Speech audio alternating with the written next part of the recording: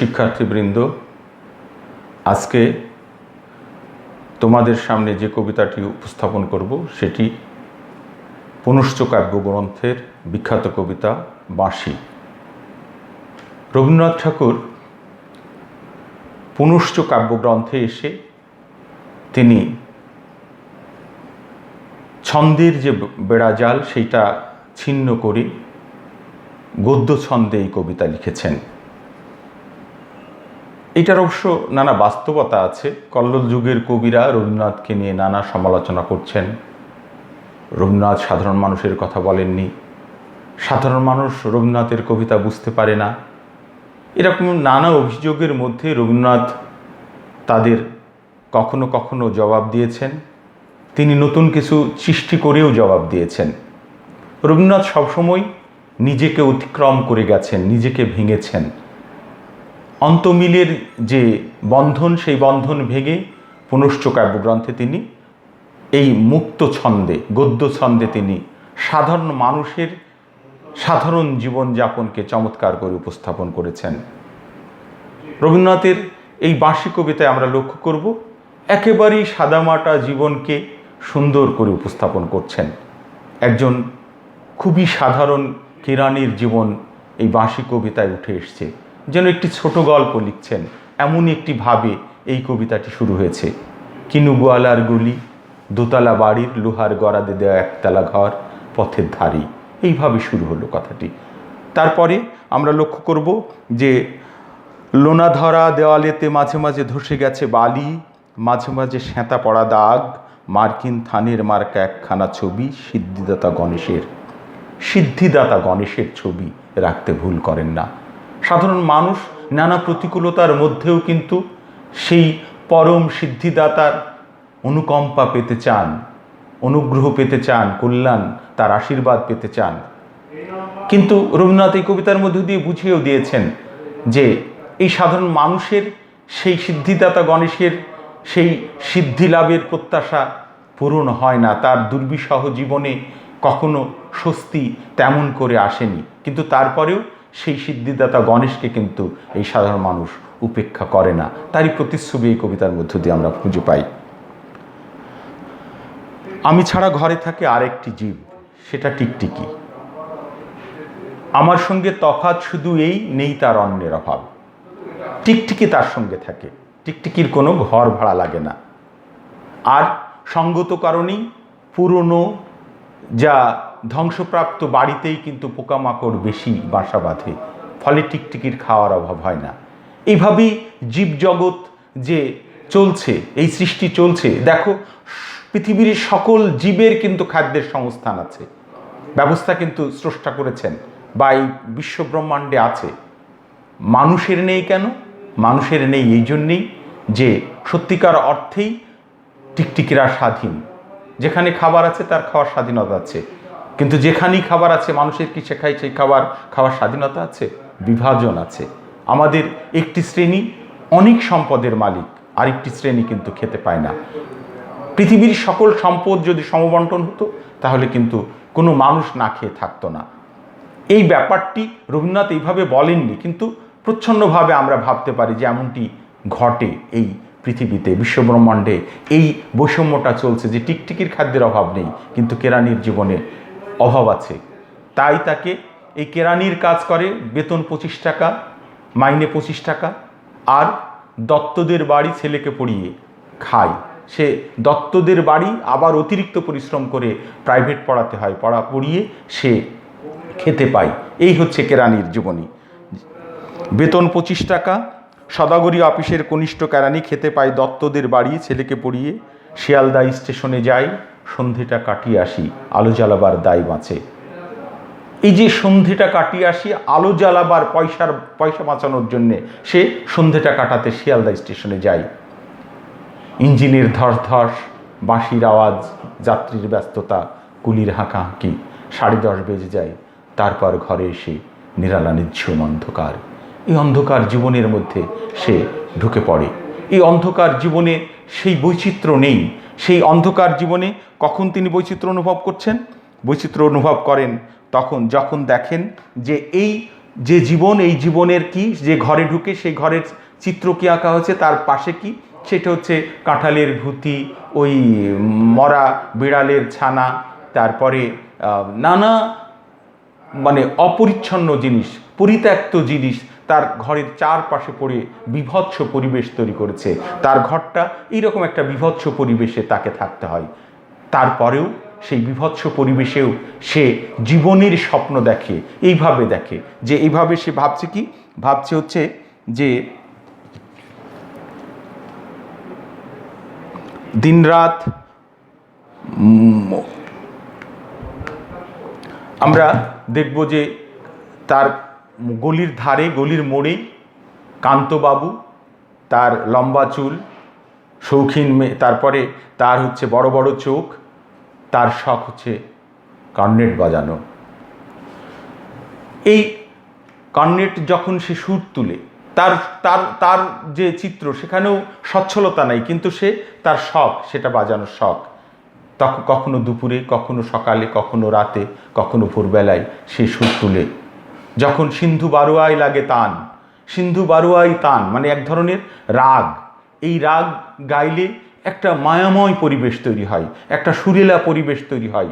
সেই সুর যেন কোথায় এই ইহজগতের এই না পাওয়া, এই বেদনা, এই বীভৎস পরিবেশ সমস্ত কিছু ভুলিয়ে নিয়ে যায়, ভুলিয়ে এক অন্য মোহময় পরিবেশ তৈরি করে। সেই পরিবেশে যখন সে ধাপিত হয়, সেই পরিবেশের ভাবনাটা যখন তার কাজ করে, তখন হঠাৎ খবর পায় মনে, তার মনে যেন নতুন একটা সংবাদ এসে হাজির হয়। কি খবর পায়? খবর পায় যেন হরিপদ কেরানির সঙ্গে আকবর বাদশার কোনো প্রভেদ নেই, এই সংবাদটি তিনি পান।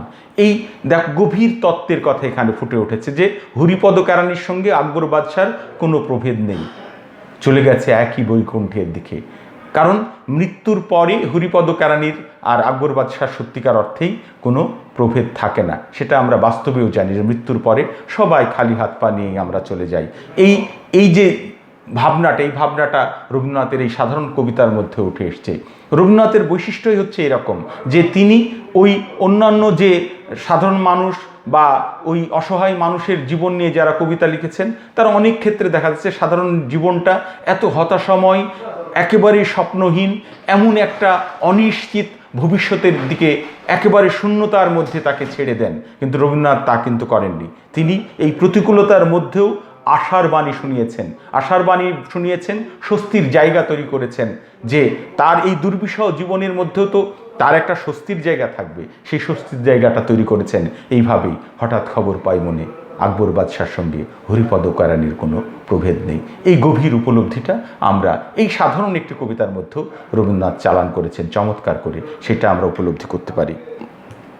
আমরা এরপরে দেখব যে রবীন্দ্রনাথ তার এই কবিতায় এই যে সাধারণ কেরানির জীবন, সেই জীবনে প্রেম এসছে, তার ভাবনাটা এরকম যে ধলেশ্বরী নদী তীরে পিসিদের গ্রাম, তার দেবরের মেয়ে, অভাগার সাথে তার বিবাহের ছিল ঠিকঠাক, লগ্ন শুভ নিশ্চিত প্রমাণ পাওয়া গেল, সেই লগ্নেই এসেছে পালিয়ে, মেয়েটি তো রক্ষা পেলে আমি তথই বচো।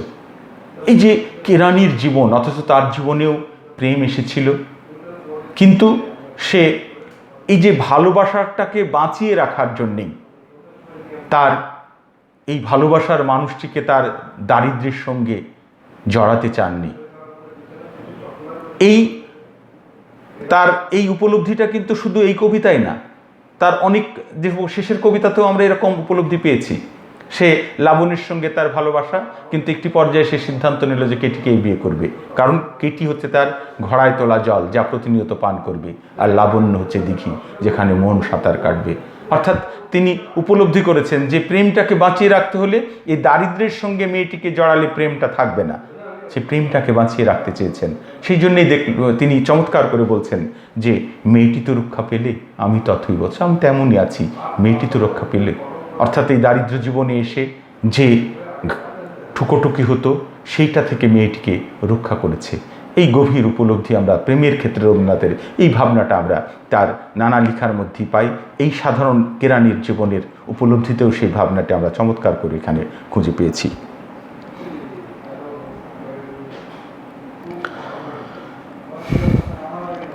তারপরে আমরা আরেকটি বিষয় বললাম এরপরে, যে সিন্ধু বারোয়ায় লাগে তান, সমস্ত আকাশে বাজে অনাদিকালের বিরহ বেদনা, তখনই মুহূর্তে ধরা পড়ে এই গলিটা ঘোর মিছে, দুর্বিষহ মাতালের প্রলাপের মতো। দেখো, দুর্বিষহ মাতালের প্রলাপের মতো। কেন দুর্বিষহ মাতালের প্রলাপ বললো? মাতালের প্রলাপ যেমন উল্টাপাল্টা কথা বলে, মাতাল কি সঠিক কথা বলে?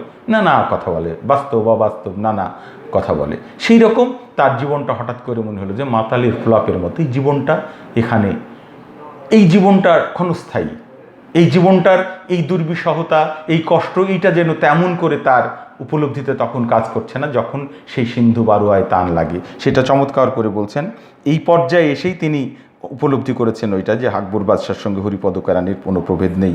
বাঁশির করুণ ডাক বেয়ে ছেঁড়া ছাতা রাজছত্র মিলে চলে গেছে এক বৈকুণ্ঠের দিকে। বৈকুণ্ঠ মানে সেই পরকাল, যেখানে ভগবানের যে বাসস্থল, সেখানে স্রষ্টার যেখানে স্থান, সেই দিকে, সেই অনন্ত জীবনের ইঙ্গিত এখানে দেওয়া হয়েছে। যে অনন্ত জীবনের দিকে যখন জীবন ধাপিত হয়, তখন যেন এই রাজছত্র আর ছেঁড়া ছাতা, যে ছাতা সেই জরিমানা দেয়া মাইনের মতো শতছিদ্র, সেই ছাতা আর রাজছত্র যেন একাকার হয়ে যায় মৃত্যুর মধ্য দিয়ে। সেই অনন্ত ডাকে যখন সাড়া দেয়, তখন যেন আর কোনো প্রভেদ থাকে না। এই গভীর উপলব্ধি আমরা এই কবিতার মধ্যে খুঁজে পাই।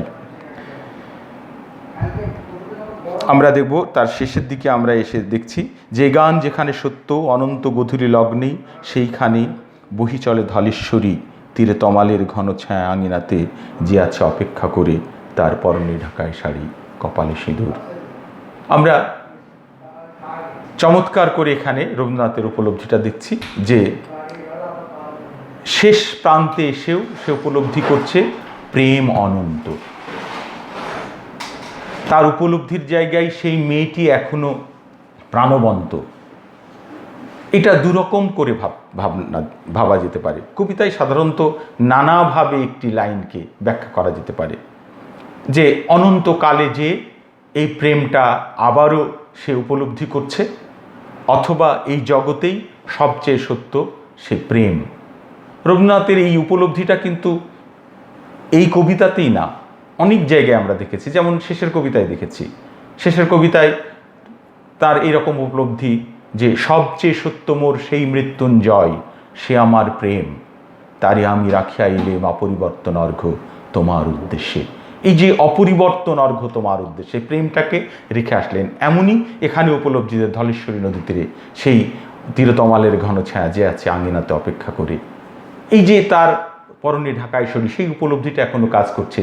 জীবনানন্দ দাশ যেমন করে উপলব্ধি করে শেষে, যে সব পাখি ঘরে আসে, সব নদী ফুরায়, জীবনের সব লেনদেন, থাকে শুধু অন্ধকার, মুখোমুখি বসিবার বনলতা সেন। সেই প্রেমটা থেকে যায় নানা প্রতিকূলতার মধ্যেও। সেই প্রেম যে অনন্ত চিরন্তন, সেই উপলব্ধিটা আমরা রবীন্দ্রনাথের নানা কবিতার মধ্যে পাব। বিশ্বের অনেক কবির মধ্যেই এই অনন্ত প্রেমের উপলব্ধিটা আমরা পাই। এখানেও রবীন্দ্রনাথ খুব সাদামাটা একটা কেরানির জীবনেও সেই প্রেম যে অনন্ত, সেই উপলব্ধিটা চমৎকার করে প্রকাশ পেয়েছে কেরানির জীবনের দুর্বিষহ জীবনযাপনের নানা চিত্র। সেই দুর্বিষহ জীবনের মধ্যেও একটা স্বস্তির জায়গা তৈরি করেছেন রবীন্দ্রনাথ।